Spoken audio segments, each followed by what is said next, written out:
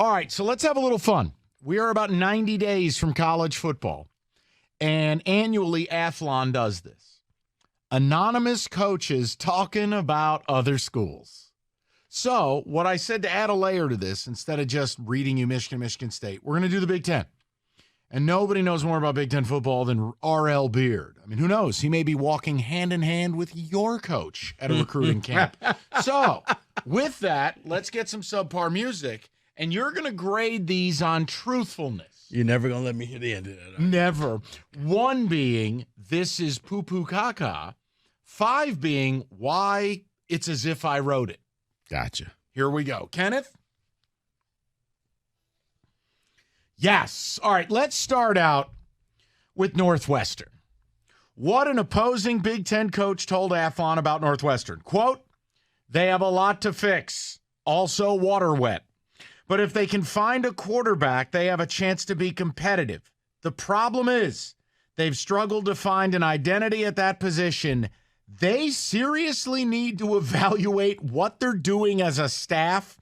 Quarterbacks simply do not develop at that program. Close quote.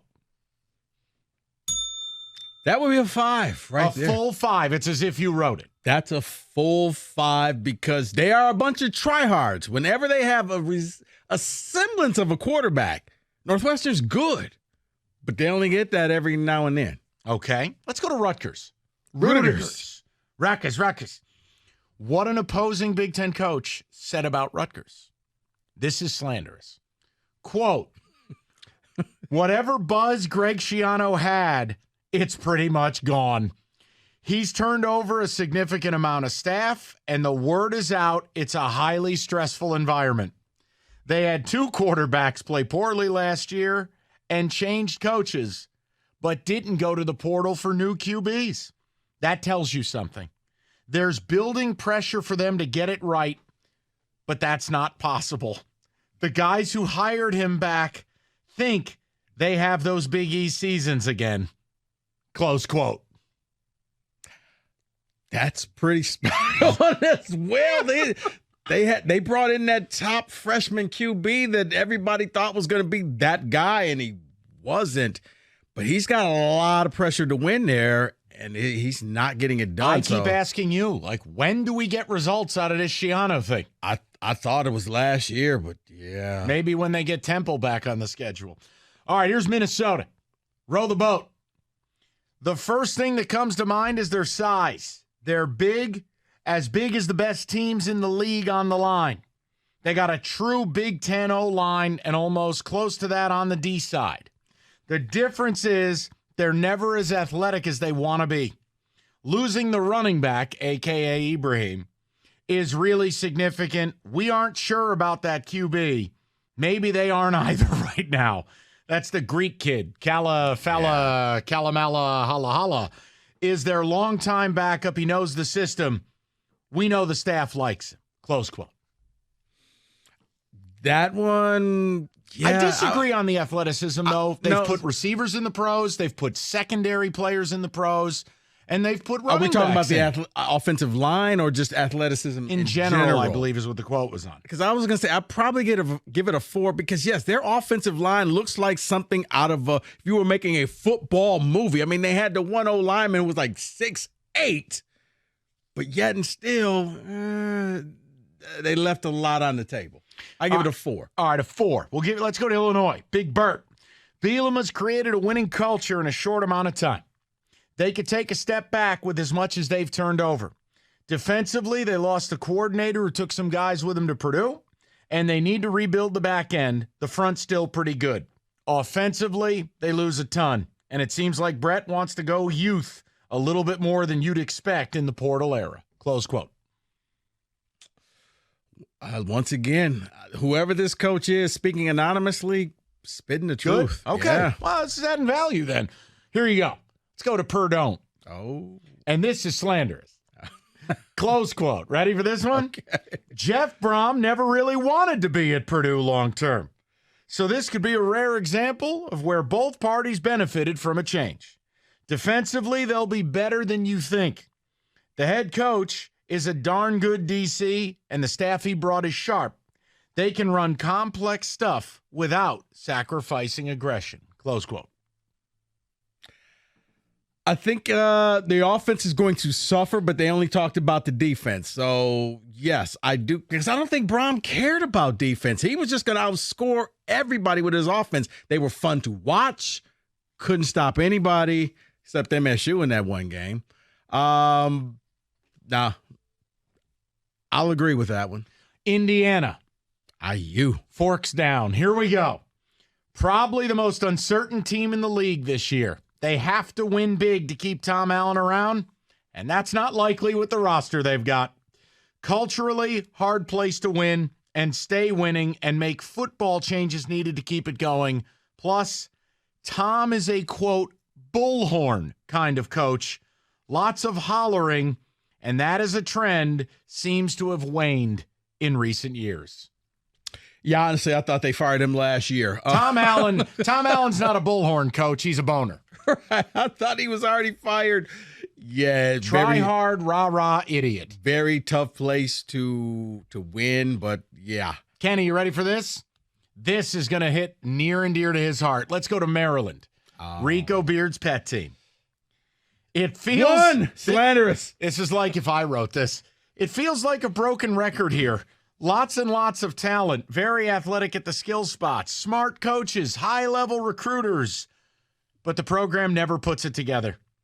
They would be a monster in this league if the staff could unlock everything at once. I hate you. And the roster looks like their best yet. That doesn't mean it'll happen, but they're getting talent that Mike Loxley has sold the administration on that it was possible. Close quote. I hate you so much right now. It's spot on. It is. It's as if I wrote Move it. along. All right. It is, okay? All right. Nothing to see here. All right. Now mistakes were made. Now we're bringing it to Rico's living room. Mistakes were made. The Michigan State Spartans. Quote. Whoever has done this has done a great job. This is anonymous coaches speaking to Athlon. Quote. They're the 50-50 program in the Big Ten. You never know what you're going to get when they actually line up against you. They're talented enough to beat most teams, and then sometimes they can't put anything together. In the Big Ten, they're Ole Miss. That's your boys. They're getting better at high school recruiting, but they're still locked onto this portal. Close quote. That's spot on right there. Yeah, they're 50-50. Ole Miss, that's a good example. Come to the SIP. At any given game, yeah, you're like, wow, where is this team? And then you get Indiana losing in double overtime. Let's go to Iowa. The last West team culture standing, although it's probably one that's needed the most change, and maybe culturally. Anxious to see how they address the contract stipulations on the offensive coordinator, i.e. Ferentz's son, and what they can get done. They portaled out a lot of their best players, which is scary when you're bad to begin with. And it puts a stupid amount of pressure on Cade McNamara to make something happen. Yeah, that one, I'm giving that a 5 because that's desperation because his son, like it's in his incentive. I mean, one of the incentives in this contract is they have to be like the top 50 offense or he's fired. Right. So he just went out and said, go get Michigan's offense. Everybody they don't want, we'll take. Let's go to Wisconsin. The strangest hire of the offseason was Phil Longo going there. It's like Luke Fickell knows something nobody else does, or he's just made a major mistake. This is an anti-Wisconsin offense. It's going to take a minute for everyone to adjust. It's just weird. Not only is it just weird, I think that Fickell may have bitten off more than he could chew. I don't think Wisconsin fans, it sounds like it's going to be fun, but you know what? Mike, I got a feeling, this is spot on, by the way. I got a feeling in Wisconsin, they're going to suffer what MSU did with John L. Smith. When you realize, or Rich Rodriguez at Michigan, yeah, this doesn't fit at all. Let me give you Penn State, Michigan, Ohio State, rapid fire. Okay? We'll skip Nebraska because I'm tired of talking about them. Penn State, it's really all about Drew Aller. If he's as good as everyone thinks, this is their window to get past Michigan and OSU. He's the difference between a top-end season and a breakthrough they've wanted under Franklin. If they're weak somewhere, it's replacing guys in the secondary. But Manny Diaz is good if you give him something to work with. No, spot on. 5? Yeah, 5. All right, Michigan. And this is like I wrote this. Last season sealed it for them. This is a different program. The gap between them and OSU hasn't been this close in decades. It's reload, not rebuild.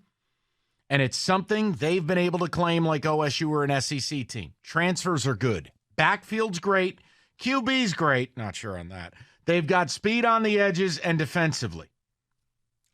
I think that's a 5 or a 4.75. I don't know if McCarthy's great. See, I always say a 4 only because I think the gap between Michigan and Ohio State is it's big. It's huge because Ohio State is not the same team anymore. Michigan has surpassed them, and it's not even close. Okay, so let me give you Ohio State, and we'll wrap. Ready? This is the only roster in the league that could have beat Georgia last year. The talent they have matches the SEC at every group. The perspective is the problem because if you lose to Michigan, the season's a bust. Program's in great hands with Ryan Day. It's just the standard. It is what it is. 4 because I think Ryan Day can't get past Michigan, and that's in his head. So I can't say they're in great hands with Ryan Day anymore. And that is your anonymous Big Ten coaches on Big Ten Coaches.